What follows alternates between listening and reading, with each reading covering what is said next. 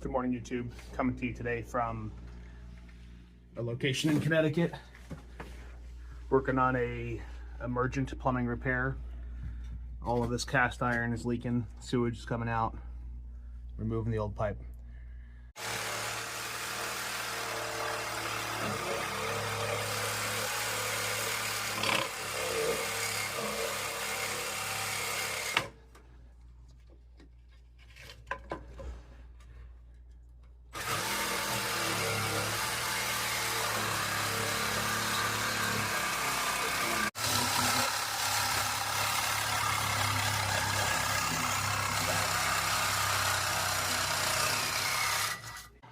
The final product, new 3-inch down to 4-inch Y with a long sweep and a clean out.